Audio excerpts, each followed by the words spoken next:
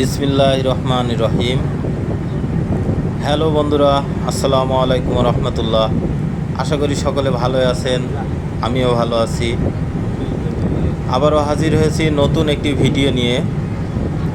Saint Martin থেকে কক্সবাজার ফেরার পথে কর্ণফুলী জাহাজের আনন্দ ভাগাভাগি করে নিতে ভিডিওটি আপনাদের সামনে এনেছি। এই ভিডিওটিতে দুইটা জিনিস আপনাদেরকে দেখাবো।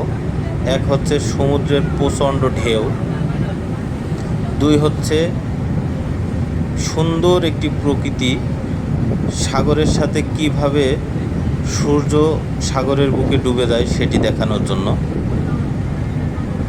দেখেন, অলরেডি দেখতে পাচ্ছেন যে সাগরের সেই তুমুল ঢেউ, মানে এই ঢেউটা খুবই ভয়ঙ্কর এবং খুবই আনন্দময় ঢেউ। ঢেউটি দেখলে অলরেডি জাহাজ এখন কাঁপছে ঢেউয়ের কারণে। প্রচণ্ড ঢেউ। এটি হচ্ছে বিকালের দৃশ্য। এখন সন্ধ্যা নেমে যাচ্ছে, সূর্য সাগরের বুকে ডুবে যাবে, এমন একটি প্রাকৃতিক দৃশ্য।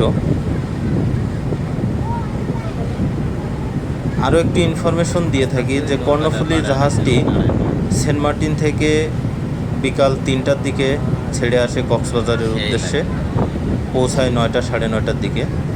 আর সকাল 6টার দিকে কক্সবাজার থেকে ছেড়ে যায় সেন্ট মার্টিনের উদ্দেশ্যে, 12টা সাড়ে 12টার দিকে পৌঁছায় যায়।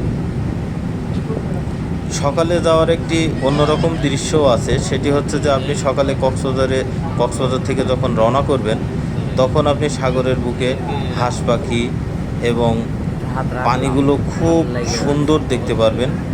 অপরূপ দৃশ্য, ওটা না দেখলে আসলে বোঝানো যাবে না। আর সন্ধ্যায় সূর্য অস্ত যাওয়ার সাথে সাথে আপনার কর্ণফুলী শিপ কর্তৃপক্ষ একটি সাংস্কৃতিক অনুষ্ঠানের আয়োজন করে।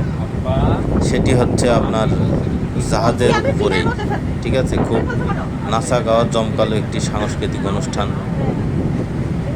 খুবই আনন্দ দেয় আর কি, কারণ এই সময়টায় সবাই ক্লান্ত থাকে, তো যার কারণে কর্তৃপক্ষ এই আয়োজনটা করেছে।